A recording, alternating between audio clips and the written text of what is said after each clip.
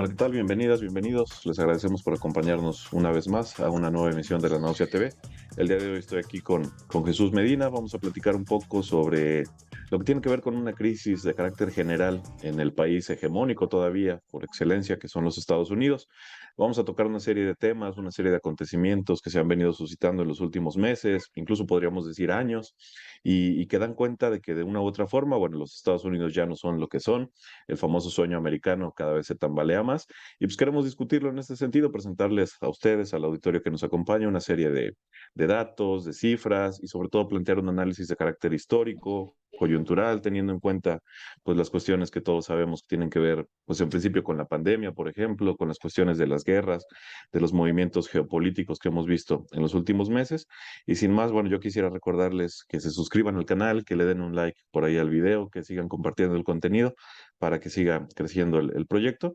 Y sin más, le cedo la palabra a Jesús para que pudiéramos empezar a comentar alguna serie, insisto, de datos, de acontecimientos, de temas que nos den cuenta de qué es lo que pasa en Estados Unidos, de por qué ya no es la potencia, si bien lo sigue siendo evidentemente en términos militares, relativamente, económicos, relativamente, pero hay un cambio, y sin lugar a dudas, en la forma de operar, en la política, en la economía, en la sociedad estadounidense, y que, bueno, para bien o para mal, afecta a todas las latitudes del mundo en función del papel que siguen cumpliendo los Estados Unidos.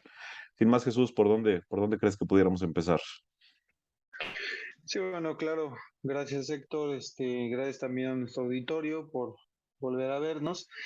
Como bien señalabas, Héctor, pues aquí la idea es plantear un poco un collage, ¿no? De forma general lo que está pasando en Estados Unidos, dado que pareciera que no se le está dando la importancia a esta crisis o a este momento de crisis, porque engloba diferentes ámbitos, ¿no? No estamos hablando solamente de la crisis económica que Estados Unidos está acarreando, sino todo el trasfondo político, social, educativo, de violencia, que está llevando a que Estados Unidos, pues cada vez, como dices, se aleje más de la idea de número uno, el pacto de clases, y sobre todo la cuestión del sueño americano.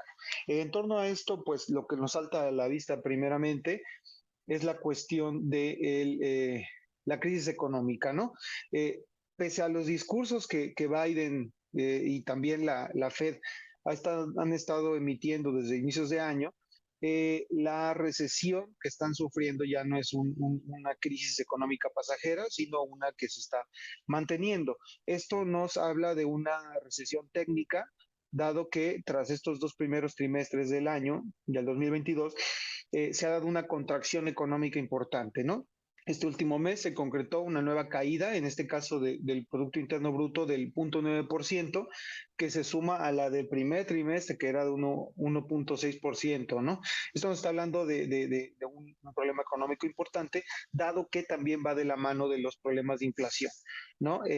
Desde hace 40 años que Estados Unidos no sufría un proceso de inflación como el que está viviendo ahora, llegando en junio hasta un 9.1% de inflación. Esto pese a la subida de tipos de interés que se habían hecho del 2.25 en marzo, ¿no? Esto como una medida para tratar de paliar la situación. Si bien la segunda subida fue menor, esta del 0.75%, perdón, de 0.75 puntos, en julio se sumó también a un descenso de la inflación en un 8.5% en agosto. Esto nos está hablando de un proceso de inflación muy importante, dado que estamos observando que la inflación es incluso mayor a la que en México tenemos, lo cual es difícil de ver históricamente, y que va de la mano también del proceso de inflación en Europa, ¿no? Recordemos que Estados Unidos tiene muchos tratos económicos con Europa, y esto ha estado generando problemas sociales muy importantes, ¿no? En eso también tenemos que ver el resultado de esta serie de paquetes de sanciones económicas que Estados Unidos y Europa habían aplicado a Rusia, y que generaron, al menos por ejemplo en Estados Unidos, una subida constante del precio de los combustibles, ¿no? Estamos hablando que para este verano se había llegado a un precio de $5 por galón. al igual que la inflación, ahora ya bajó en el mes de agosto, llegó hasta los $4. Pero es un problema muy importante para Estados Unidos. Recordemos que la extensión del país es muy grande, y recordemos también que las ciudades, salvo contados casos como va a ser Nueva York, por ejemplo, como podría ser tal vez Washington, tienen un sistema de transporte público muy deficiente, dado que en Estados Unidos es muy fácil que la gente tenga un auto, ¿no? El problema es, tendrán los autos, pero con un precio de la gasolina tan elevado y en un proceso de inflación general de los precios, pues están dejando una crisis importante a nivel energético y a nivel también de transportes en Estados Unidos, lo que no es menos, por supuesto. Y sobre todo una crisis que efectivamente afecta a las clases medias bajas y a las clases empobrecidas, que no son menores en Estados Unidos. Tendemos o tenemos la idea de que Estados Unidos es un país próspero, etcétera, etcétera, pero lo cierto es que sufre de niveles de pobreza como cualquier país de lo que llamamos tercer mundo, con otras condiciones si tú quieres, pero lo cierto es que esa cuestión está ahí. Entonces, como bien comentas, comenzabas tu participación diciendo sobre la importancia que no se le da. A veces sí vemos titulares en términos de que crisis en Estados Unidos, recesión, inflación, etcétera, etcétera, pero creo que tenemos que analizarlo precisamente, como bien comentas, en los términos que todo ello implica. Pensemos, por ejemplo, que después de la crisis del 2008, la década de los 2010, hasta evidentemente la pandemia, fue una década relativamente estable, relativamente de crecimiento en términos macroeconómicos, no solamente para Estados Unidos, sino para el mundo en general.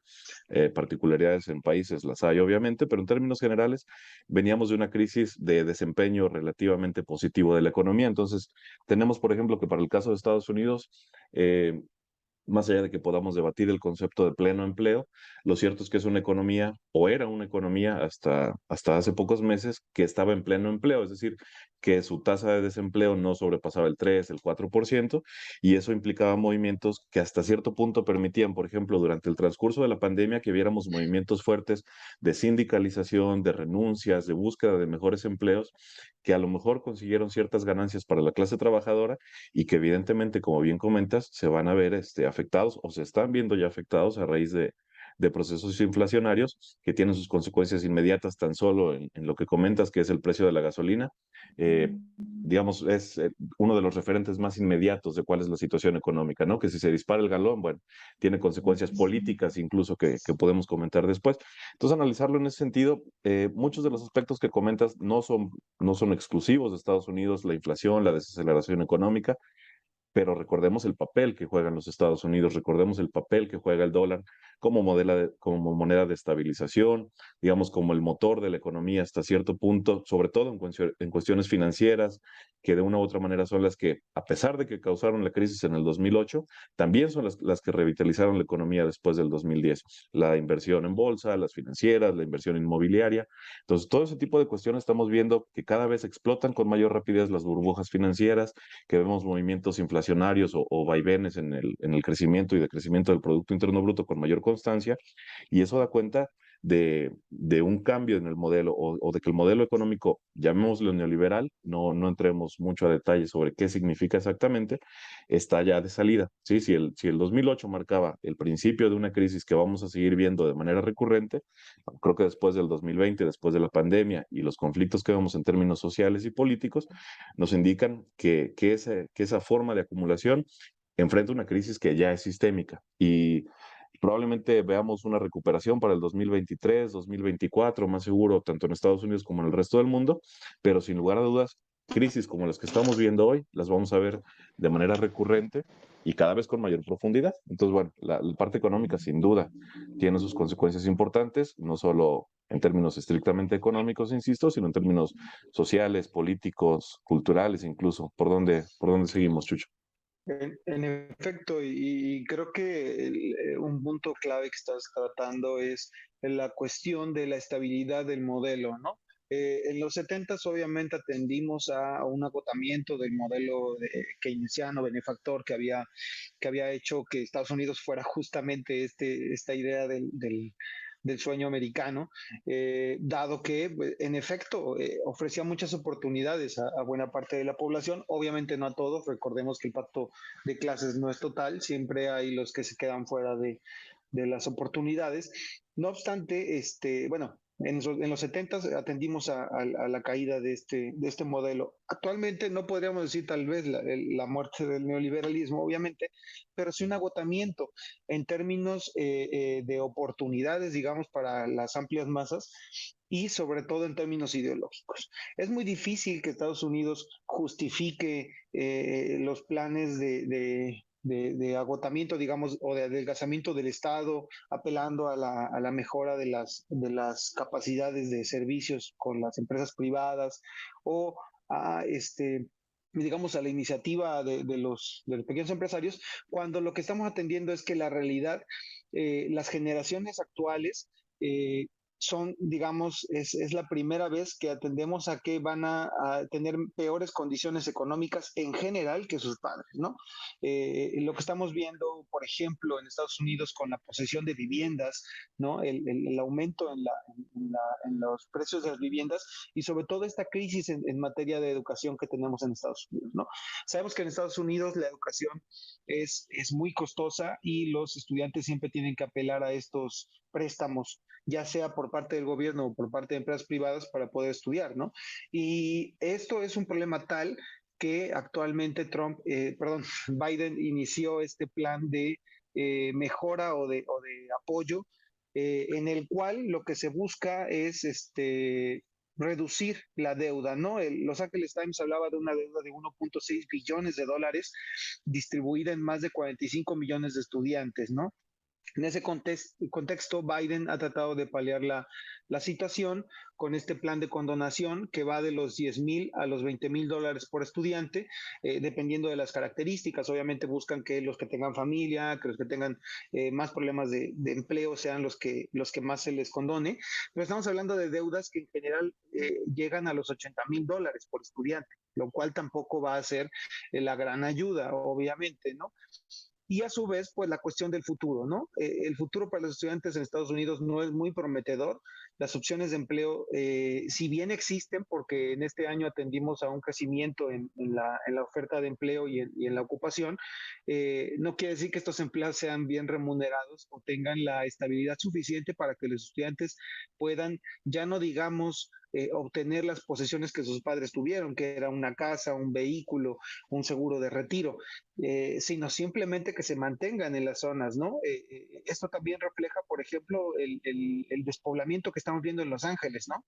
Que vemos las calles cerca de Bel Air, cerca de las zonas más acaudaladas, pues llenas de indigentes, ¿no? Llenas de personas que de la noche a la mañana se quedan sin su empleo y se quedan sin nada porque no tienen posesiones, ¿no? No tienen propiedades. A esto también se le suma la cuestión con respecto al problema de drogas, ¿no? ¿Por qué? Porque también está atacando sobre todo a las generaciones más jóvenes, ¿no? Actualmente en Estados Unidos vemos el problema sobre todo con el fentanilo, ¿no? Una droga 50 veces más potente que la heroína y muchísimo más adictiva, ¿no? Tan solo en 2021 se contabilizaron cerca de 107,000 muertes por sobredosis, un 15% más de las que se había tenido en 2020, ¿no? Y todos hemos visto estos videos de las calles de Los Ángeles o de Chicago atestadas de personas adictas a las drogas en las peores condiciones. Y a diferencia del discurso oficial que busca justificar este problema de drogas con respecto al tráfico ilegal, sobre todo proveniente desde México, la principal causa de adicción a este tipo de drogas sintéticas se ha iniciado con prescripciones médicas, ¿no? Y de fármacos perfectamente legales y mortalmente desarrollados pues por estas compañías multinacionales y de gran prestigio, ¿no? Entonces, cuando una sociedad, cuando un sistema no es capaz de mantener a su población en las mejores condiciones para trabajar, ya no porque sean muy amigables con sus ciudadanos, sino que sean productivos para el propio sistema, pues estamos hablando de una crisis del mismo sistema, ¿no? Entonces, creo que Estados Unidos en materia social se está viendo muy perjudicado con respecto a la crisis económica también. Pensemos un poquito en eso, entonces, ¿qué significó o qué significaba el famoso sueño americano, ¿no? Como bien comentas, pues era esta perspectiva de mejora económica, no solamente para ciudadanos estadounidenses, sino para toda la gente que ha inmigrado en los últimos 60, 70 años hacia los Estados Unidos. Efectivamente, después de la Segunda Guerra Mundial, cuando ese país se consolida como la potencia hegemónica, bueno, tiene las facultades de crear un estado de bienestar relativamente fuerte, relativamente sano, si bien la sanidad, problemas como la educación siempre han sido más bien de carácter privado que público, bueno, de una u otra manera había la forma, mediante sobre todo el empleo, que es la parte central del sueño americano, bueno, que el empleo va a ser un empleo relativamente bien remunerado, considerando el nivel de vida o el costo de vida que se tiene en algunas de las grandes ciudades de los Estados Unidos, pero que permitía hasta cierto punto que esto que conocemos como movilidad social pudiera ser algo al menos feasible, al menos algo asequible para, si no para la gran mayoría, bueno, sí para cierta parte de la población, sobre todo para la que es más visible en términos mediáticos, en términos culturales, el blanco que podemos ver en las series de Netflix, etcétera, etcétera, ¿no? Pero como bien comentas, pues hay problemas serios en ese sentido. Comentabas, por ejemplo, la cuestión que va de la mano hasta cierto punto de la drogadicción, de las adicciones, con la cuestión de los homeless, de los homeless, el problema de viviendas, por ejemplo, yo creo que todos hemos visto imágenes de veteranos y uno escucha la palabra veterano y se imagina, qué sé yo, a un soldado de la guerra civil o algo así, pero no, los veteranos son jóvenes de 30, 35 años que hicieron 2 tours en Afganistán, 2 tours en Irak, que llegan, que no tienen posibilidades de empleo alguno, que los únicos empleos que existen son empleos terciarizados, empleos como todos los que conocemos en Starbucks, en Amazon, qué sé yo, y que al mismo tiempo no tienen apoyos institucionales fuertes que les permitan hacer frente a una serie de problemas, incluso de carácter psicológico, ¿no? Entonces vemos esta combinación de factores que nos llevan efectivamente pues, a una crisis, ya no solo salgamos del términos económicos, sino en términos culturales, en términos políticos y en términos sociales, ¿no? Es decir, más allá del discurso que nos pueda vender Hollywood y que nos pueda vender todavía las series que se reproducen, lo cierto es que la sociedad estadounidense enfrenta una crisis profunda y lo vemos tan solo, bueno, en los repetidos acontecimientos de violencia que se suscitan de manera periódica, ¿no? El acceso a las armas, cuando no hay acceso a la salud, cuando no hay acceso a una educación de calidad, como bien decías. Yo vi una asociación de estudiantes protestando efectivamente porque, como bien comentas, este plan de apoyo a los estudiantes endeudados, pues en realidad no resuelve ni la mitad del problema, ¿no? En todo caso, patea un poquito más la bolita hacia adelante, con tintes electoreros, evidentemente, cuando tenemos elecciones próximamente, pero sin duda vemos una serie de factores por aquí, por allá, vivienda, inflación, drogadicción, la falta de trabajos precarios. En los últimos meses ha habido movimientos importantes para sindicalizar, por ejemplo, trabajadores en Starbucks, en Amazon, y uno ve digamos, el revuelo que causa, no que se sindicalicen todos los trabajadores de Starbucks, que se sindicalice una tienda de Starbucks. Y es un revuelo en términos mediáticos de que el sindicalismo va a acabar con la libre empresa, con el libre mercado. Entonces, lo que vemos es evidentemente que el famoso sueño americano, pues simple y sencillamente no tiene ya ningún asidero material, ni siquiera para los propios americanos que ya están ahí, ¿no?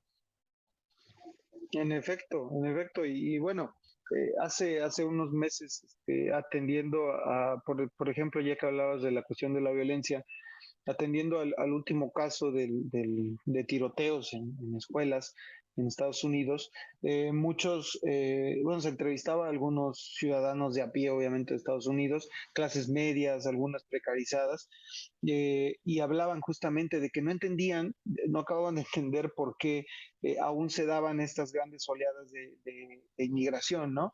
Por parte del sur global, digámoslo así, dado que las condiciones económicas están en una crisis, obviamente sigue habiendo una mejor condición económica que en Latinoamérica, sobre todo para los que van, y sobre todo en materia social. Justamente decían eso, o sea, atendemos a un aumento de la violencia en toda Latinoamérica, pero creo que es de un corte diferente. La violencia emanada del narcotráfico o de la delincuencia organizada en México a una violencia que emana de cualquier sector de la sociedad en Estados Unidos y que se da prácticamente en cualquier hogar, ¿no?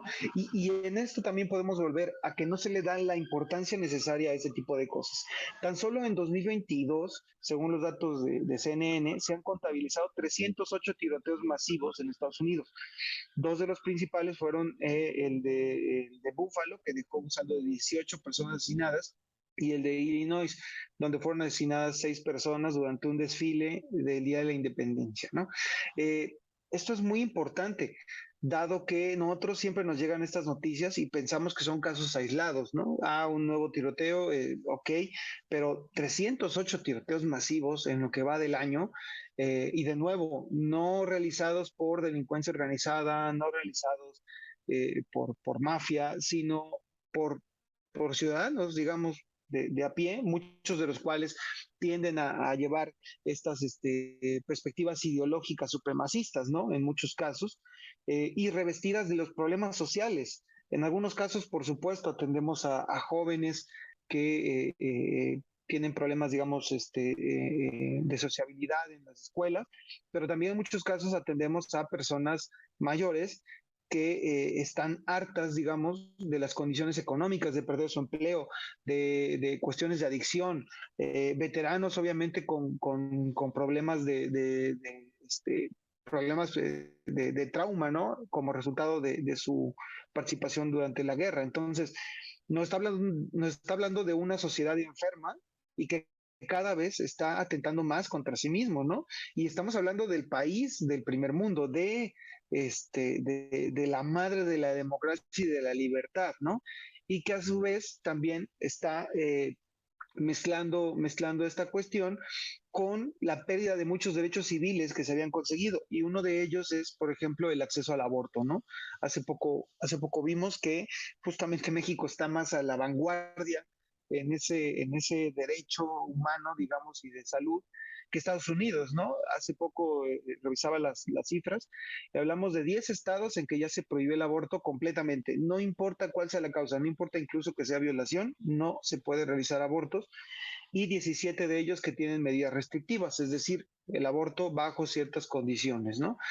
Eh, Esto no es poca cosa, ¿no? Para muchos podrá parecer algo lógico, un simple retroceso, pero estamos hablando del país que se llama a sí mismo como la madre de la democracia y de la libertad, ¿no? Entonces nos habla de una sociedad que está enferma prácticamente. Sí, y efectivamente, como dices, Estados Unidos no creció ni es lo que es por ser el epítome de la democracia, ni de la libertad, ni del emprendedurismo, ni del espíritu libre, ni mucho menos, ¿no? Creció precisamente porque pudo crecer a costa de otros países, recibiendo mano de obra barata y conservando para ellos los mejores trabajos, los mejores empleos. Es decir, era más fácil, era más redituable producir vehículos en Estados Unidos que importarlos de Europa, de Asia, ¿no? Actualmente, por ejemplo, las manufactureras estadounidenses no tienen cómo competir con las asiáticas, con las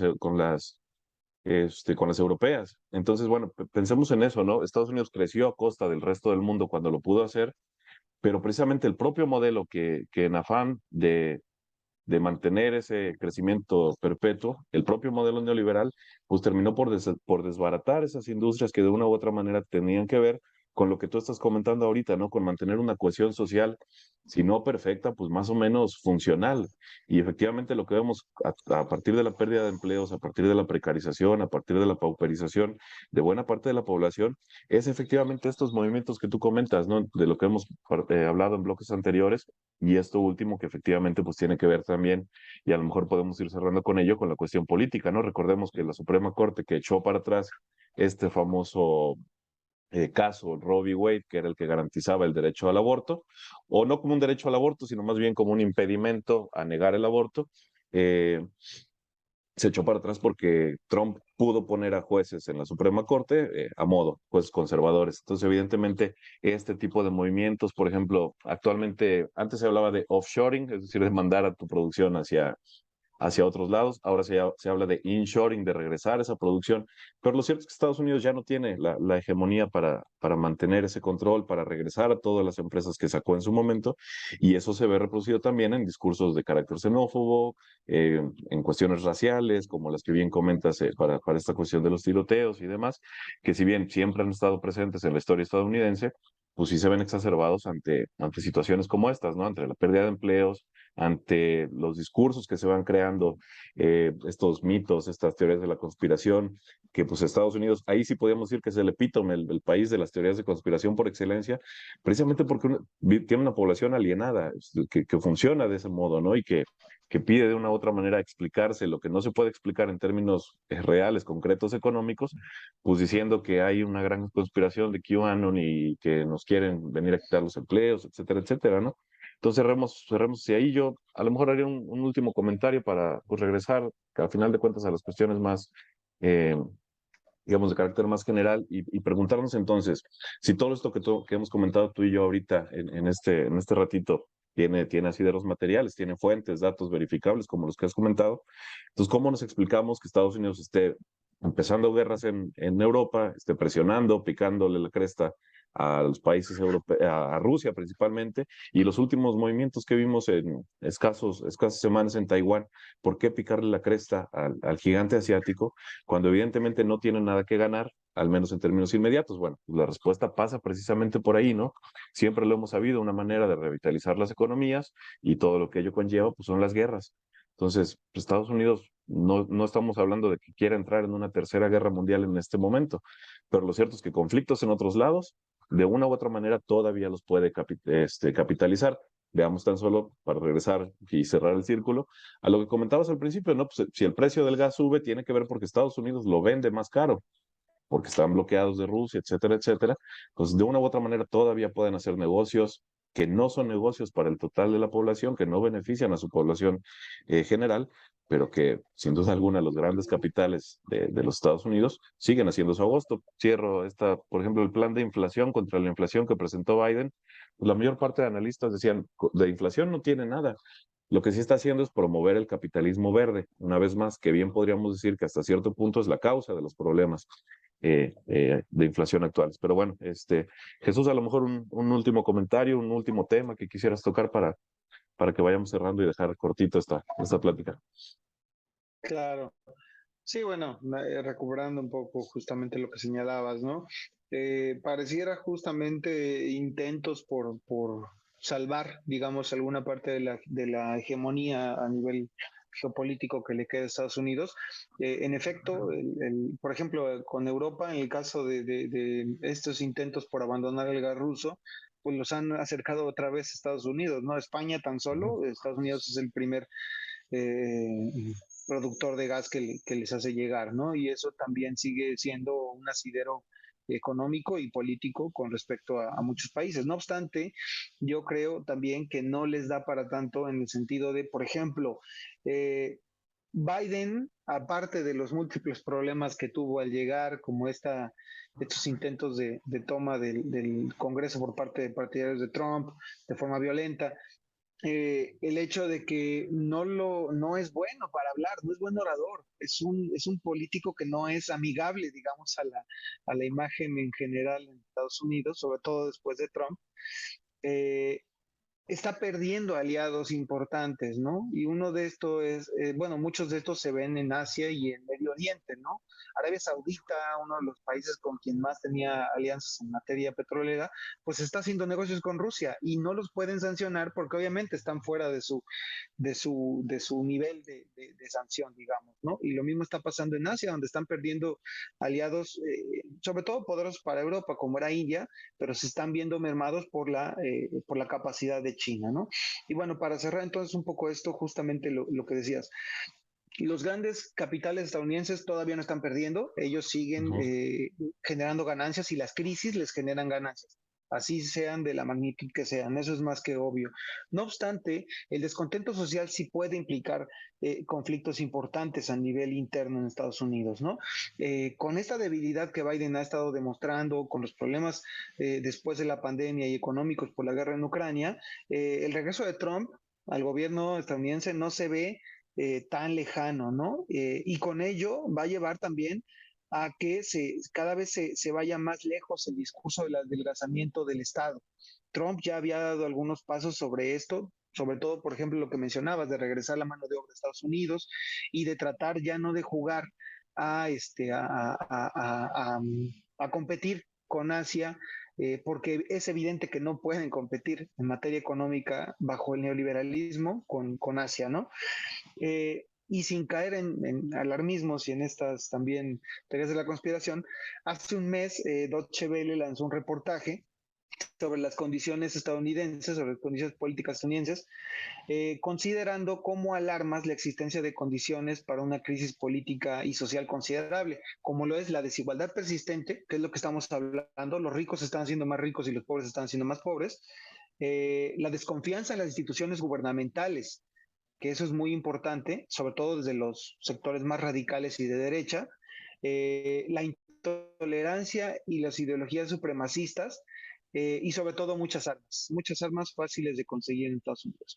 No hay que olvidar que pese a que Estados Unidos se ha enarbolado bajo estas imágenes patrióticas y progresistas de Hollywood, abandonó las leyes de segregación racial hace bien poquito, ¿eh? O sea, bien entrado el siglo XX y como resultado de la lucha por los derechos civiles en los 60. Entonces, no es una locura pensar que muchos grupos supremacistas con gran capacidad de armamento, en una crisis importante puedan poner en jaque hasta cierto punto al mismo gobierno, ¿no? Si bien es claro que los grandes poderes norteamericanos, y ya con esto cierro, no van a dejar caer su sociedad fácilmente, obviamente, lo que pasó en enero de 2021, justamente con la toma del Congreso, no es poca cosa y no es algo que pase a diario en los países del primer mundo, ¿no? Algo creo que sí es claro, y es que si en algún momento existió esto que llaman el sueño americano, pues ya no queda mucho de ello, ¿no? Efectivamente, coincido. Lo simbólico que fue ese momento, ¿no? En términos, bueno, de un asalto al Capitolio, como sería el nombre de cualquier película de superhéroes gringa, ¿no? El asalto al Capitolio, pues efectivamente da cuenta de la pérdida de hegemonía y como bien comentabas, va a ser bien interesante pues seguir viendo los cambios políticos internos. En noviembre hay elecciones, ver qué puede pasar como un antecedente de la próxima elección presidencial y ver lo que pasa en la arena geopolítica. Como bien decías, Estados Unidos ya no tiene el poder, por ejemplo, para manejar a Arabia Saudita, que lo hizo efectivamente después de la Segunda Guerra Mundial, los famosos petrodólares. Entonces, bueno, sigamos atendiendo, seguramente tendremos ocasión de volver a tocar estos temas. Creímos que era importante, pues para darle un contexto, una visión más amplia a eso que vemos como titulares en las notas nada más. Y bueno, seguiremos discutiendo próximamente. Gracias Jesús, gracias a quienes nos acompañaron. De nuevo, un like por ahí al canal, una recomendación, un comentario para que se siga reproduciendo el video. Y gracias a todos, nos vemos pronto.